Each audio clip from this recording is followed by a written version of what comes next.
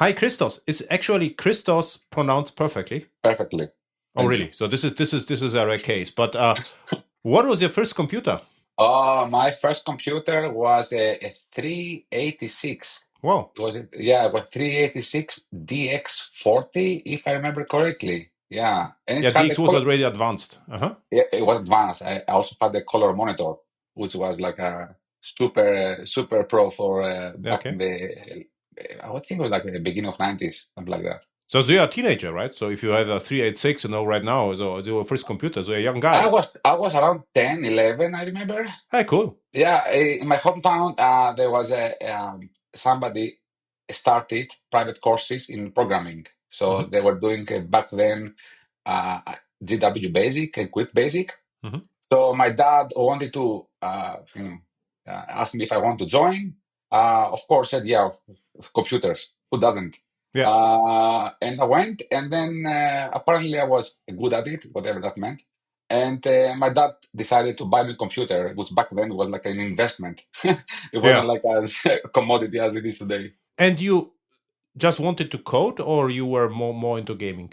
Back then, I remember there were not that many games. At least the games were not very accessible Mm-hmm. to us. Normally, I was doing coding, like a very simple stuff, W Basic. And then after the years, then we met up with some older children. They were coming with the floppy drives, copying Wolfenstein and Aladdin, and we Mm-hmm. were playing some games. Then the internet came, playing Mm-hmm. Warcraft. And then the problem started at home, so the time to the computer had been minimized significantly. Ah, okay. So there were the restrictions, right? So Of course, because they couldn't make a phone call. The bills were very high. ah, So yeah. uh, okay. So what interests me before the the phone receipts to high exceptions. What do you code it actually? What do you wanted to achieve?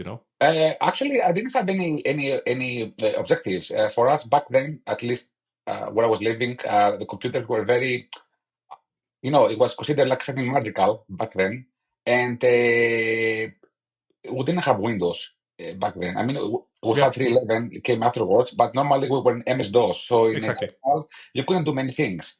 So what we're doing, what I was programming small rockets that were flying over the screen. Oh, I was trying to do some math equations back then, and mainly we were trying to understand, because for us, at least for me and people my age, uh, we were using stuff in programming that we have not been taught at school. For example, hmm variables. hmm I remember very vividly, I would argue my mom said, how it's possible that X can be 5 and 10? Because I haven't learned it at school yet. hmm So through programming, let's say I started reasoning about math earlier than actually when the school came in to teach us about variables and equations. Um, because in order to assemble a classroom to make it financially, let's say, viable for the people doing the courses, they had kids from 7, 8 up to 18. hmm So there was a very big difference when it came to knowledge that you had to have to program. hmm And I was struggling to understand. Older kids, they were getting upset because I was the slow one, let's say, to understand the concepts of programming. But it went very, very, very well. And eventually I got into it. And then I studied computer science through my career. So What's very, funny? What's yeah. funny in my case? So I really liked programming, but I never saw the connection between programming and math. So Mm, if I look at the math formula, for me it was mentally complete different to yeah, programming. But yeah, now I see this, Now yeah, if I yeah, see a math formula, I'm like, well, I could write a computer program and this is just, yeah, now it's fun. So I would yeah. really like to redo my math, studies from back then. It would be more fun. So you were lucky actually that you saw the connections. For me, it was like, math was waste of time and All right. programming was the real thing. Yeah, And yeah, I was somehow good in math, but it was like mentally completely different. I never saw the connection that actually then X can be a variable. Or you yeah, could yeah, actually have a for loop, which changes the X. For yeah, me, it was like math, yeah. just I couldn't also understand the math books. I look at them, it's like, wait, this is so strange. But yeah, it's interesting. So Yeah, interesting. So Yeah, it because I think also it relates to the teacher. Like if the teacher always does math problems to solve in the classroom, mhm, then you're saying as a kid, oh, this is very hard. This is math, mhm, So you make this connection with a math problem that you try to solve easier than I would say if you know math and then you go to computers and then you say, yeah, okay, yeah, I can detach them mhm, completely semantically that there are two different things in the problem. mhm. Okay. I struggled back then with pick and poke in programming. So variables Oh, I right. got somehow because I said, okay, I don't know whether I got them, but I knew that there is something like a for loop and Mm-hmm. a number changes. So I don't Yeah. I don't know whether I knew that the name was variable, but I knew what happens. But pick and Yeah. poke was hell on earth. So it's like Yeah. how they know what to. So this was my Yeah. constant Yeah. struggle. Yeah. I had the same problem also. Yeah. No, and my mom couldn't help me because my mom, I was telling him a problem. Oh my God, mama, forget it. And we didn't have a computer. Mama didn't know programming. So she told me, hey, go ask the teacher. And I went to the teacher, and then she was like, you are too young. You are too Yeah. young. In 3 years, you will understand it. And I'm like, yeah, okay, yeah, 3 years. I mean, I want to get it now because what's the point of doing preemptively programming? The teacher needed 3 years, to get it in order to explain you. This was actually the story. maybe I don't know. It was very confusing for me, but eventually I got it. I mean, as you grow older, then you understand it, and then now it sounds silly. Yeah. But and back then there was no internet. You couldn't Google it, right? You couldn't ask anybody. Yeah. You were among the few people in the town Yeah. that were doing this kind of programming. Yeah, but what you wanted to achieve? You wanted to write a game, or I had a neighbor, remember, that he was very good at it, actually, and he wrote Arkanoid. this was my favorite. Yeah, yes, Yeah. the best. And then But the Arkanoid has two yeah. names. One is Arkanoid, and the Yeah. other one is I forgot. My guest mentioned the other name. You are the first. You mentioned Arkanoid. Really? This is like it is like a tennis against a Yeah. wall, right? So or squash against Yeah. a wall. So this is Yeah. the Arkanoid. All right. Yeah. Okay. Yeah. No. Breakout. I think Yeah, breakout. Breakout Maybe. is another. I have to make a research, but Arkanoid. This is what I know, and Yeah. my guests on the podcast often mention breakout. I think. Okay. Mhm. Maybe different versions in different countries. Yeah. Anyway, we were friends with this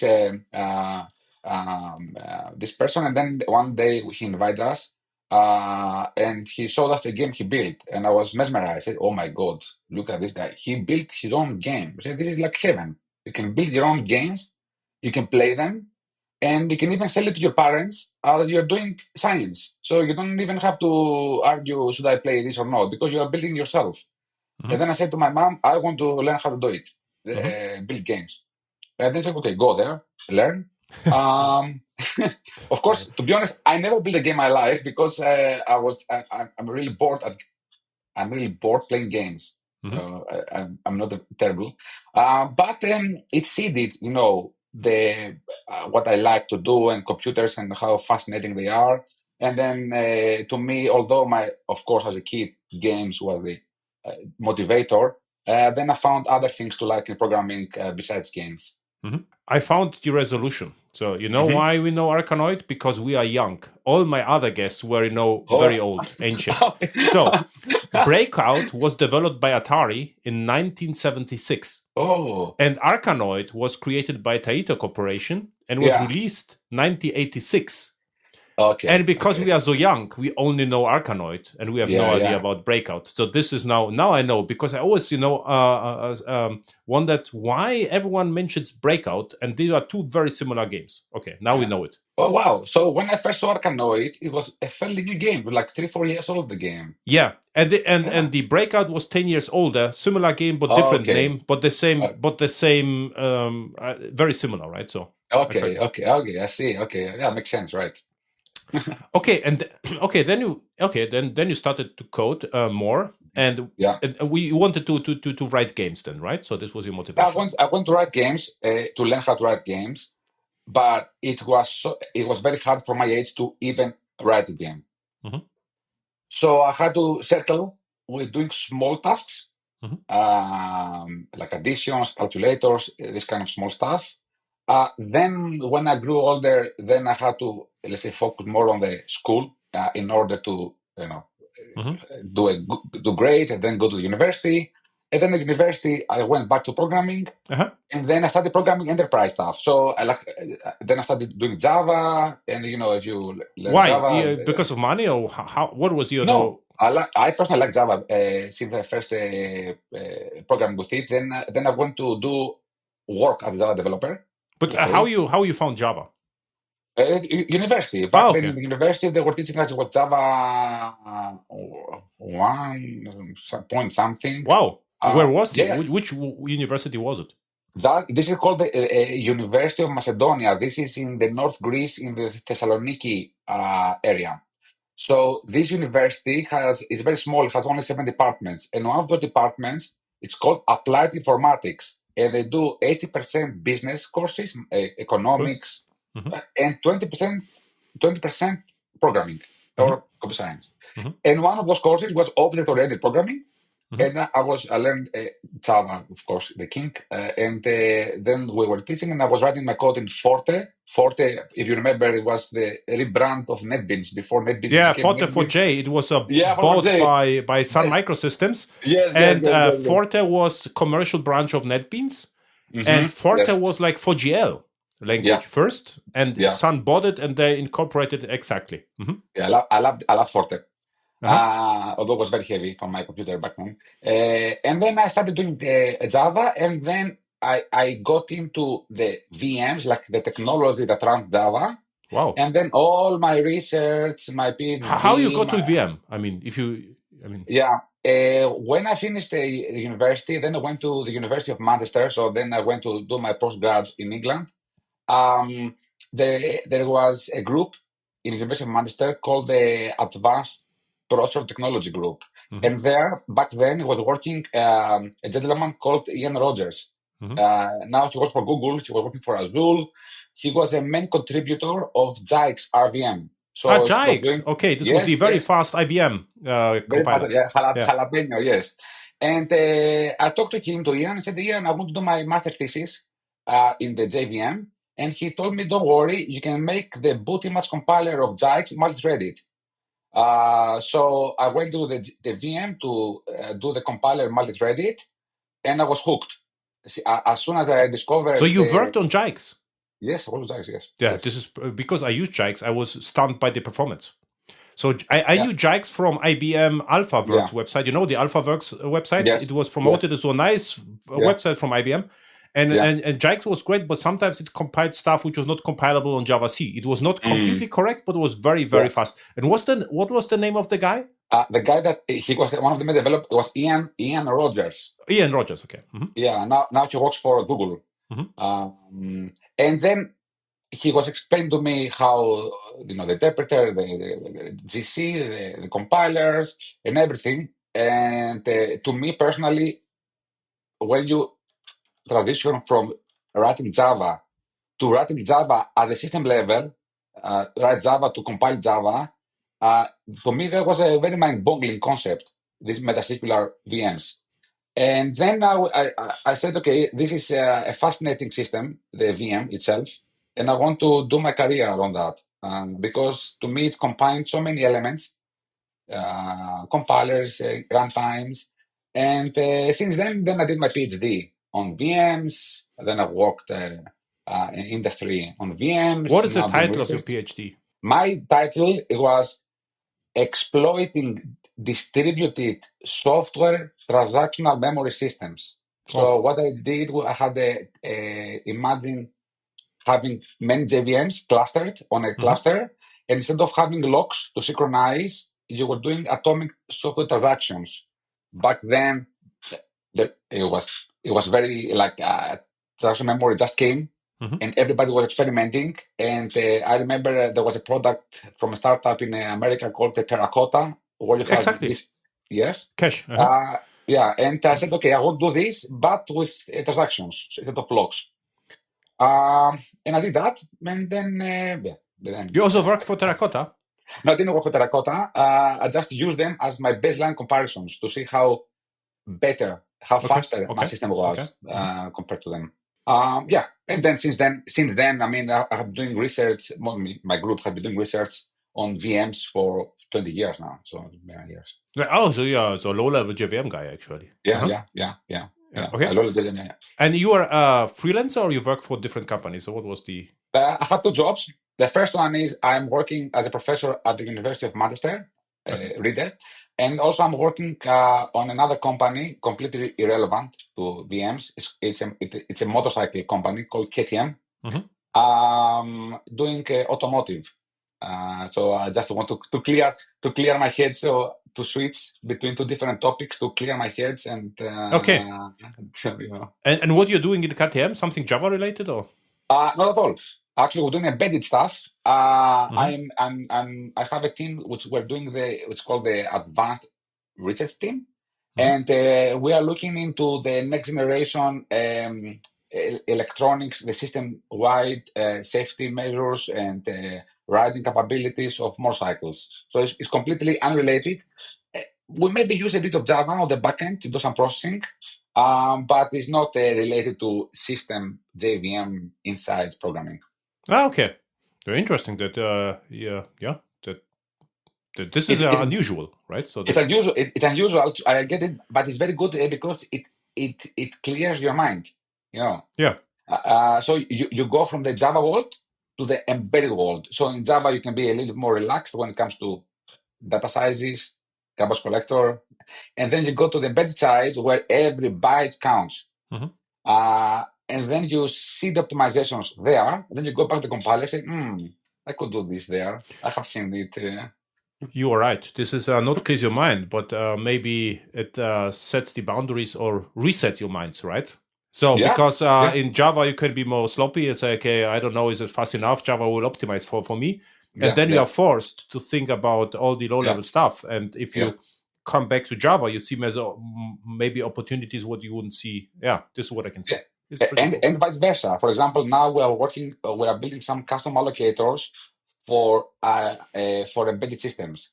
And when you do custom allocators, then you're thinking, how should I do that? Should I make, let's say, 3 buffers of fixed size, and then I have fragmentation? How to deal with it? And then you say, oh my God, now deja vu. If I do that, like the T-labs in the garbage collector, then I have some spaces, some gaps, then I have to maintain those, compact the heap, and the same problems, different context. You can see it in both, and you can borrow knowledge and experience, and it makes your life much easier. Yeah. So do you have KTM motorcycle? Yeah.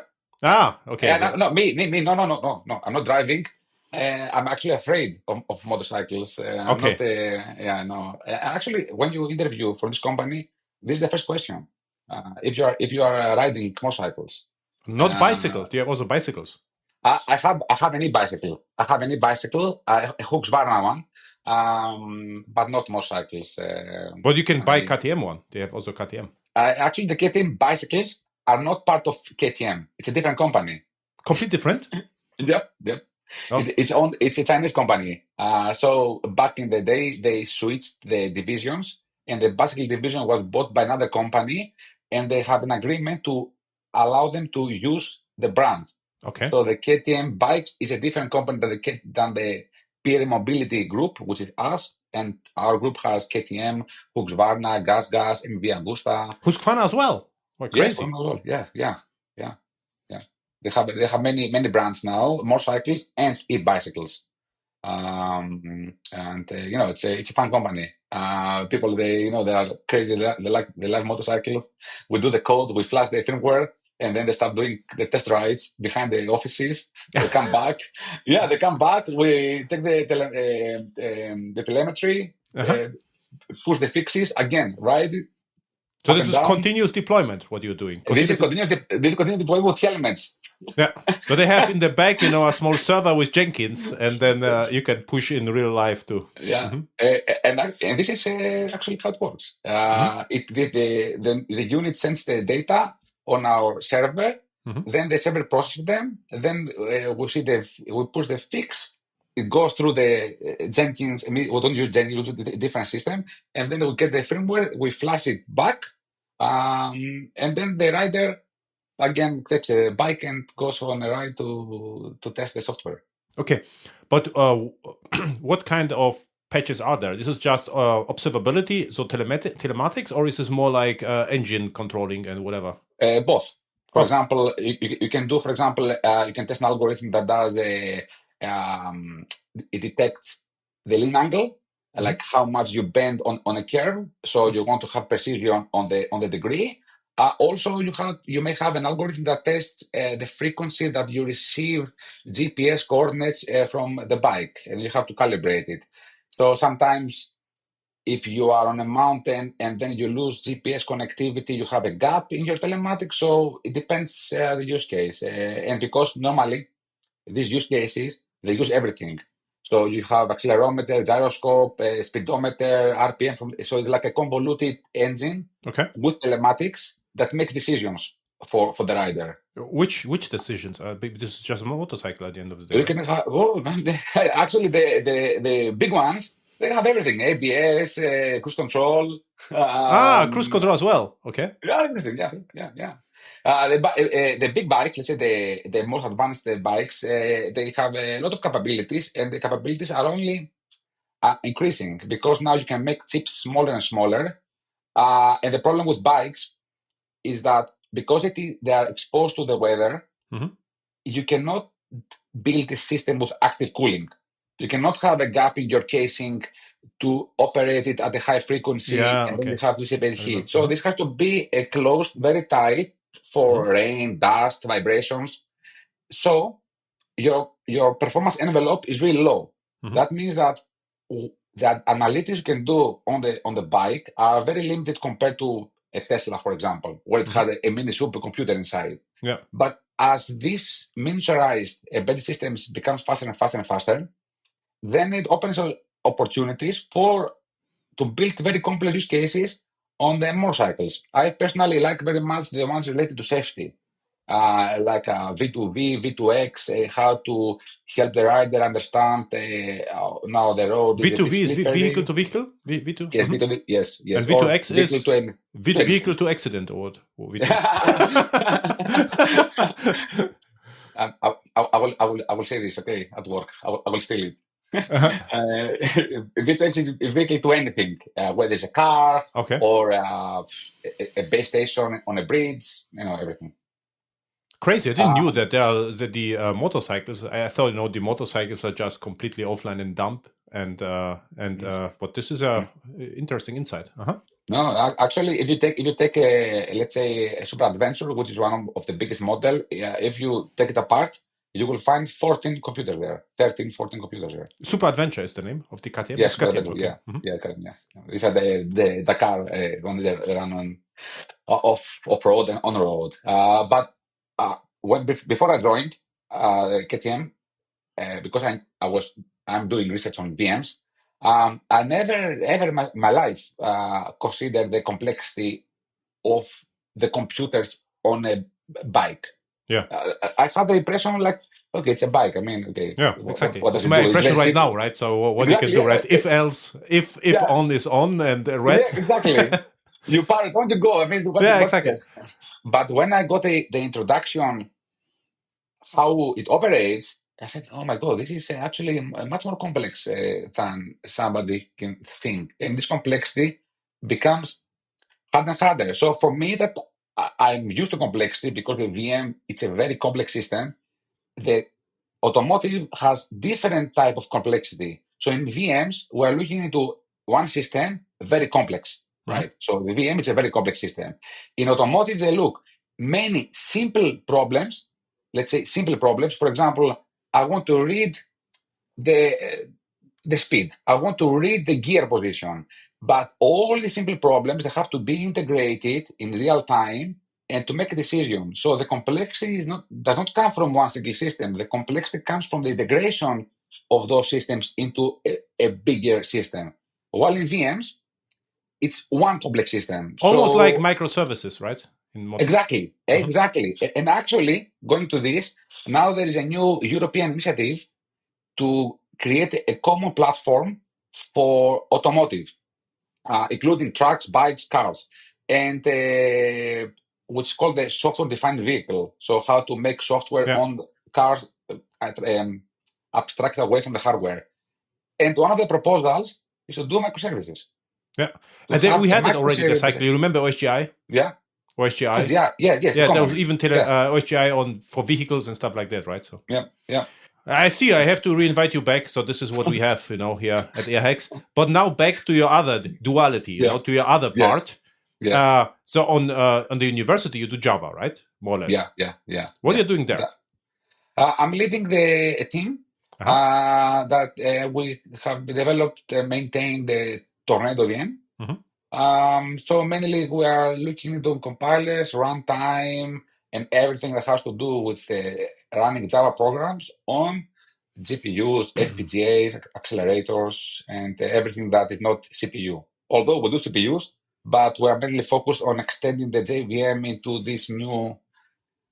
People call it magical. People call it exotic. I would say that it has become commodity. At the moment. So what also, I also had a chat about TornadoVM, but what happened in the recent month?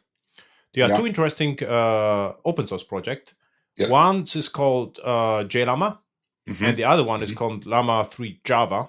And what they are doing, they are reading the model weights directly to Java and without Python, GNI, nothing. And you can execute if you have the model inference on your machine with standard Java with enabled vector API. So you have to preview feature and you can do it. So the impressive stuff is this Llama 3 Java. You don't even have to compile Java. It's just one Java file. And the other one is a little bit more involved, but very convenient. So you can download models behind instance and stuff like that. Yeah. The question is, could TornadoVM help me? So if I would run the JLlama or Llama 3 Java on Tornado, would be faster, or what would be the feeling there? Amazing works. Both the Llama 2 and Llama 3 from Alfonso Petersen and JLlama. We actually testing them internally in our group because, as you said, we have to understand where Tornado makes sense. Exactly. And we have we have backported Llama 2 from Alfonso to Tornado, and we accelerated on GPUs part of that. Cool. So now we can run some on vector extraction, some on GPUs. And we see a minimum 15% improvement over the vectorized multi-threaded version of Llama 2. And now we're working on Llama 3. When it comes to models, there is a break-even point because when you go on the GPU, you have to pay the penalty of copying data from the main memory to GPU memory. Now, the more data you have to copy, then theoretically, the more performance the GPU has to give you to offset this overhead. So, from our experience, Tornado makes sense when we go to large models. So, when you go to large models and you want to do inference, for example, there, ideally, you could combine a Llama 3 implementation that has vectors on the CPU if the model is small. And as soon as you kick into larger models, you invoke Tornado to send stuff to do on the GPU. Now, what are these boundaries? So where is this point? Okay, if it's over, let's say, I don't know, half a gigabyte, 1 gigabyte go to GPU, this is something we're currently working on, tuning. Also, there are many tricks to make it faster, like using sub-memory, using integrated GPUs. Tornado can even accelerate on CPUs on OpenCL, auto-vectorize. So it is still, even we are working on that to understand where it is, but definitely there is, for me at least personally, and I mean data suggests that there is everything is needed. We need a vector implementation in Java. We need also TornadoVM for larger models. And this is for inference. I mean, Tornado for us, it's something bigger than just an inference thing. For us, it's a framework, even to one day, hopefully, cross fingers, to compete with PyTorch. Like Java developers to use Tornado and the infrastructure to train models also on the JVM, not only in inference. Yes. But right now, in enterprise, the LLMs are there. You can just use them. Some there's open source and some not. And the enterprises are a little bit afraid that you can leak the data. So if something runs locally, it's sure okay, and it's already okay. And the question is, in enterprise system, we have already enterprise applications running in production. Another question is how to integrate such a thing to such an application. And and you have, in enterprise, you have multiple stages. So you have environment, integration, multiple, and production. And you have to set it up. And if this is pure Java, it's perfect because then there is nothing to do, But if it starts with Python, it's already painful because then you have to set up the entire environment and keep it up to date. JNI could be even worse. But my feeling is as well that the CPU can get, some interesting part because the servers have beefy CPUs. The GPUs are not available everywhere and are very expensive. So if we can, and my impression, the models get more specialized, maybe not smaller, but in one point of time, the companies will recognize that we don't like, to have Bible citation. It's enough, to have input validation, right? So, and then we can have a small, very specific model, and then it could run happily on CPU. This is at least my feeling, right? Yeah, and I think this is also the reality. So if you see, for example, PyTorch, you have the CUDA extensions for the heavy duty stuff, but also you have the Intel extensions, which is optimized for the Intel CPU. But this has a fragmentation because you have different forks. You have to check this out for this. You have to check out for that. Our vision is to have the JVM in a state where, regardless of what you want to do, to give you the best performance possible under a unified framework and unified platform. This is for me the power of Java. The community, of course, was great, and the unity around the JVM. And this unity around the JVM, which gives you these opportunities for us, was one of our main factors to build our system around Graal. Have a heavy-duty tester compiler to help us compile stuff and integrate it also with Vector API, Project Panama, all these great new features, Valhalla probably down the road.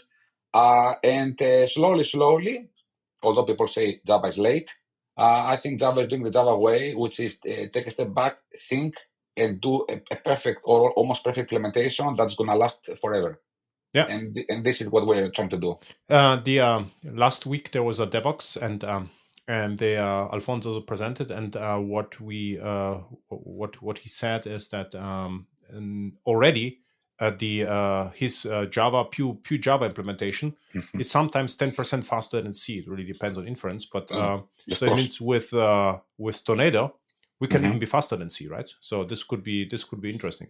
In Llama 2, we had the talk in DevOps last year, and Halis from my group. So with Tornado in the Llama 2, not Llama 3, with Tornado, we were almost parity with vectorized multi-threaded C. So, I keep, probably you're also on Twitter, you read, Java slow. I mean, no, the numbers indicate the opposite, actually, that is sometimes even faster than native C. I mean, of course, it's from a technological point of view, if we're doing compilers, so we know the power of Graal, the power of Vector API, the power of Tornado. So it is, for us, it's the language itself, it is a separate discussion than the runtime that the language executes. So if the runtime is really fast, of course you can get the performance. I don't understand. I mean, of course, to be honest, very clear.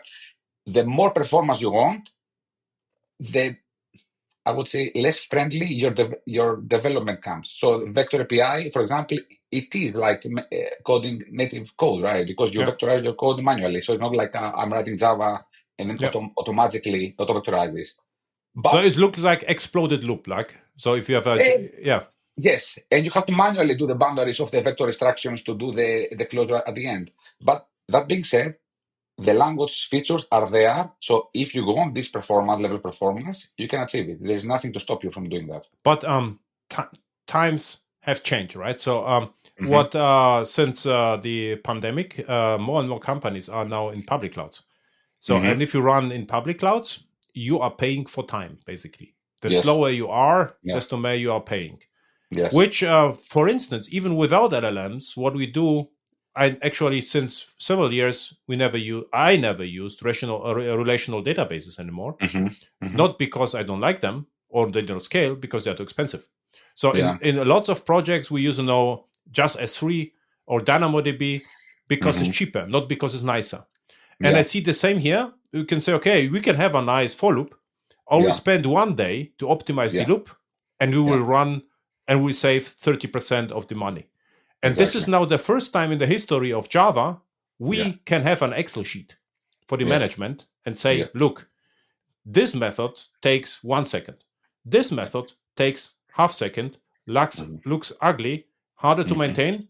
What we can do, right? And this is my way in the architecture, cost-driven architecture, to go to management and say, if you use Java this way, we save 30% of the time of monthly costs, right? And this is enterprise. And some companies care. The others say we have enough money. So also, in one company told us we have 30 people caring about Kubernetes. We don't care. It's okay. Then then I can help you. Then it doesn't matter what we do. But usually they care because the budget is tight. So I would say now with Java and with the performance and TornadoVM, I see a very good use case for enterprises because you can save money. It's not like it runs faster or better user experience. It will save you money, right? So this is like not about 1%, 2%. You can see like big gaps in the performance. I mean, we're doing many projects. One project we're working is with the European Space Agency. They have this Gaia mission where they do 3D mapping of our galaxy. And they have a code base in Java where they get all the signals from the spaceship, if I'm calling correctly, and they analyze this data.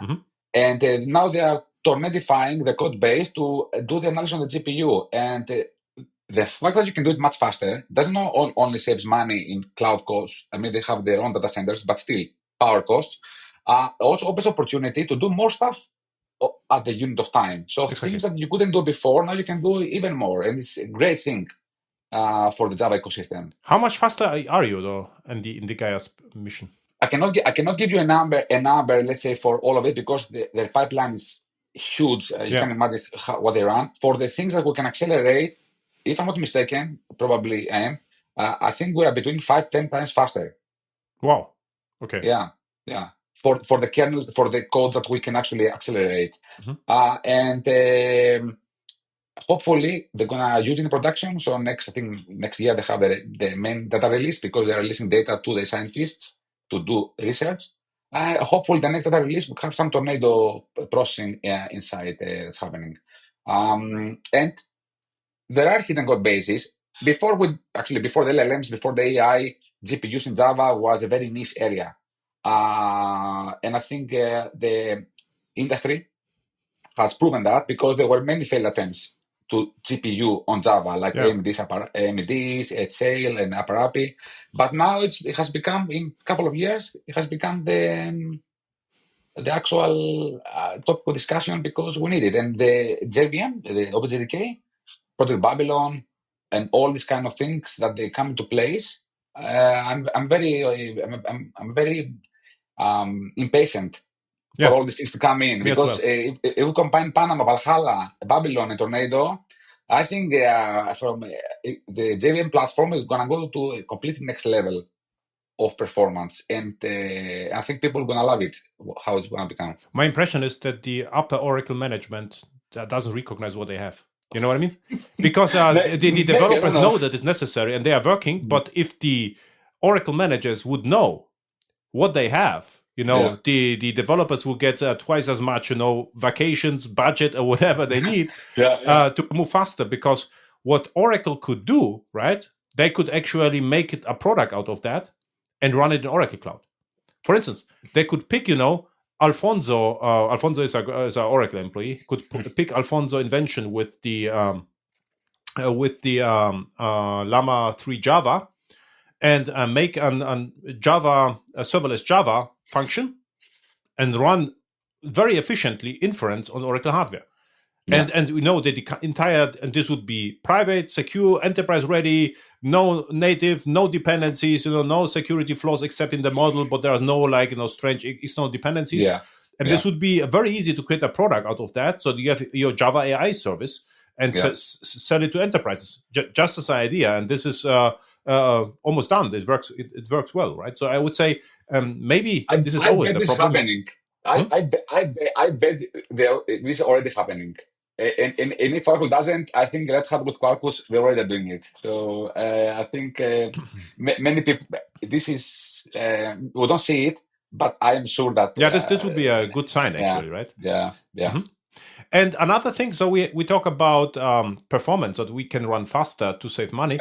Another thing is GPU is marketing, because we could also run greener, right? Faster means less energy, and energy efficiency is a big deal. So if you can show that with TornadoVM, you can save energy, so you get the green label on the marketing material, which is also very important for enterprise, right? And in Europe, we have even a law that you have to show how much CO2 you are consuming. So with that, there are actually two very important. It sounds fun, it's for us developers, but very important for the enterprise. Once is of course, money savings, and of course, CO2 savings as well. Yeah, no, I totally agree. For me, this is my favorite part of the whole exercise, not the performance, because the performance, more or less, we know how to get it. For me, it is getting the performance per watt correct. So Tornado, it has a feature that it fills the system. Imagine you have a CPU, GPUs, and then without stopping the application, it does permutations based on an AI machine learning model to find which combination of code device is the best for performance. And now we're extending it for energy, for power consumption. So get the metrics, the probes from the GPU and the CPU in the system, and then the model decides which is the most power efficient configuration of code, CPU, GPU, FPGA to run. For me personally, as a researcher, this is my favorite topic. Yeah, and they are related because oft the power consumption and efficiency, they are somehow related because you need less cycle. Exactly. Yes. What you should do, JFR, Java Flight Recorder, right? Yes. So you should emit power events, right? So you can have observability on power. This is actually low-hanging fruit. If you have the idea, so you can record with Java Mission Control the current power consumption, and you will see over time decreases. So this could be part of the performance test, even those stress tests, that you can run the test and you see how much power was consumed. Yeah, that's a good idea. I mean, now we're reading directly from the probes through the profiler, but we're gonna take a note to test JFR to see how it can be integrated. That's it. Thank you. Because you can have Java Flight Recorder, you can have a business events or whatever events you like. This is very easy to have. You can emit your own, and then this is low overhead, so you could gather them. And also good, marketing material. So you have your power telematics. Yeah, that's very useful, and I think this will become more and more useful. Last week they were talking about Google buying some mini nuclear reactors to. Yeah, exactly. And I think that's a problem. For me, this is a bigger problem than performance. Personally, because performance we know how to solve it. We'll just buy more. The problem is how to power up all those things, and this is. We have to, back in the 90s, 2000s, they were saying, don't worry, you're going to buy better hardware, it's going to run faster. Especially for the Java world, where still the compiler wasn't mature enough, and you were buying a new computer, and you could see 2x, 3x difference, visible. Yeah. I think for us now, having now these computers where the delta, it is smaller and smaller and smaller every year when it comes to performance, I think squeezing the last performance out of it, the last IPC increase, having also the power efficiency or the energy efficiency factor into our compute, I think this is, at least with the current technology, the way forward. Now, maybe tomorrow we'll have quantum computer, whatever. But for now, I think getting the most out of it, hardware and software, through code design, this is what we do. I think this is many people are doing, and of course, things are fragmented for now, especially in the CUDA world, but we're trying to solve these problems. What is missing in TornadoVM? So, I mean, you say you experimenting with Llama 2. Now, why Llama 3 is not working? Or why, what is to do? Yes, it works, but we need quantization, quantized types, to run the large models. If we don't have quantized types, we cannot run, doesn't fit in memory, the large models. So in order to showcase those boundaries where Tornado makes sense to come in, you have to run a billion parameter models. And for this, you need quantized types. And also, we are completing the Panama FFI implementation to avoid the JNI calls and then to have it up and running. The code, foreign function interface, right? Exactly. And is it faster or nicer than GNI, or what's the experience with it? The Panama has two, let's say, parts. Is the FFM, the foreign function memory, and the foreign function interfaces. So the first one is already implemented in Tornado. We just took all the data from on heap, put them off heap. The other one, from our experience, it makes difference for us because we have an interpreter inside TornadoVM that does many GenAI calls. FFI gives you more performance if you do up calls. This is what the Paul told us actually last week. But still, even if you do down calls from Java to C, it gives you a lot of performance. And because we do many small calls, this will make our interpreter much faster. It's not deal breaker. I mean, this is not the problem. The problem is the quantized types. That we really need them to run large models, because when you go to the large models, then you can actually say, oh, yes, at this point, we switch from vector instructions to Tornado. And all of these should work together to give you, no matter what you run, the best performance on the JVM possible. And for the quantized types, you need to half floats or whatever, right? So this half float, yes. And when you get them from Valhalla, you know it? No, we don't get them from Valhalla, actually. Hopefully, one day we'll get them standardized. At the moment, we'll do custom implementations. Oh, okay. Yeah. And this is hard. It's not. I mean, we already have half floats. It's not very hard, let's say. And it's not very hard. I mean, it's hard, but because we control the compiler Graal, it's easier. We are more proficient, let's say, to change Graal to use these types. If you're not messing with the compiler, let's say, you don't have actual compiler, then it's harder because you have to do all this pointer arithmetic on your own. We just change a little bit Graal, and Graal automatically does it for us. Ideally, when Valhalla comes in, we're gonna hopefully do JSR, common quantized types for JVM, and then everybody, JLlama or Llama 3 or whoever does Llama, can use those. You know why this? Because they already had, the half floats or F16. They stopped, or what? You know what's the progress is there? I don't know the progress. All I know that for now is that they I mean, we are pushing as University of Manchester. I mean, we're a small player, but we are pushing to do a JSR, let's say, a working group to standardize data types. Exactly. The problem is the JSR, the Java lang specification. That in order for something to be standardized, that means that there's a commitment to support for forever, or at least for as long as it gets.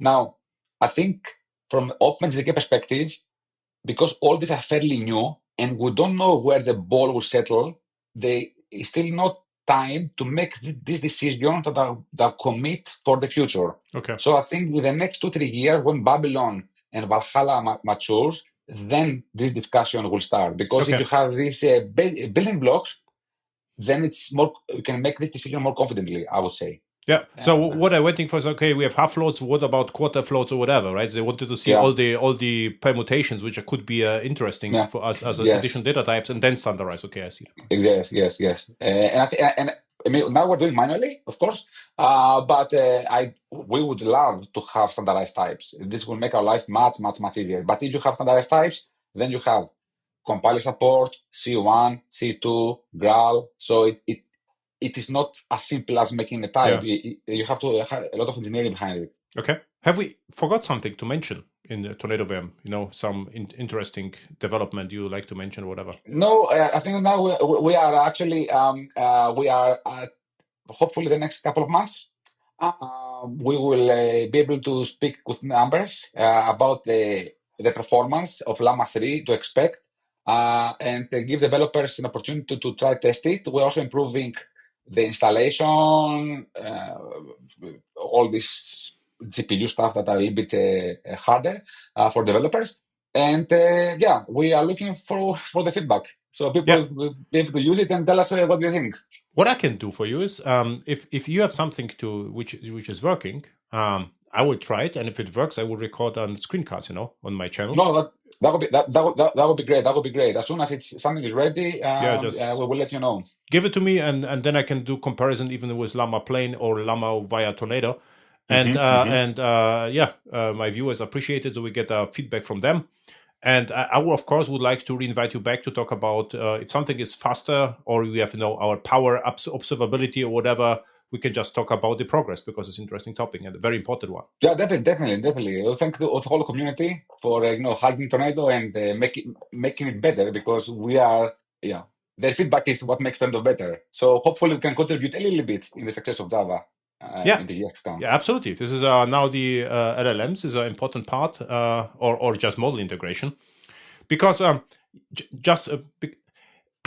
what's interesting. So sometimes larger companies and they say, "Oh, LLMs, we are not interested." But what they thinking, lots of developers thinking like this. LLMs is like ChatGPT with the progress, the text. I never did such a thing. So I have to say, all my LLM related projects, the first thing we did, we try to have a microservice like API. We call that and we get enum, JSON, whatever back, but never, the WebSockets text. So we never expose that to the end user. And they say, okay, that's interesting. So they say, okay, we didn't know that. And then what are the possibilities? And I would say the most affected stuff are state machines, then decisions, expert systems, where you would like to get a feeling, validation, fraud detections. Typical enterprise cases are all affected. And if you show this to management, you are in. You get the project. And this is like now, many developers just see, ChatGPT. So, okay, who cares about that? But no one uses ChatGPT inside an enterprise. So they treat AI as a microservice. Yeah. And also a very good point. So I'm using your podcast to make a request, a kind request to your user. If a company has these use cases and they want to test them, they can reach out to us directly, right? Because we don't have a TornadoVM website. TornadoVM website? Yeah. There's a form there. You can contact us, and then we have done it many times, like giving advice and doing some how you call them, use cases, cases, POCs with the customers to see how it goes, because we learn a lot out of it. What the people want. And could companies also buy support from you? Yes, of course they do. Yes. So you have consultants or whatever, so they can sell manpower. Okay, very good. Yes. Where people can find you on the internet, your Twitter handle, LinkedIn, or whatever you have. It's my. I'm very, very simple person. It's Christos Kotselidis. So it's my first and last name. So my Twitter, LinkedIn, everything is my first and last name. Okay, I will add it to the show notes. And thank you a lot. Thank you. I thank you, Adam, for giving us the opportunity to talk for TornadoVM. Thank you very much.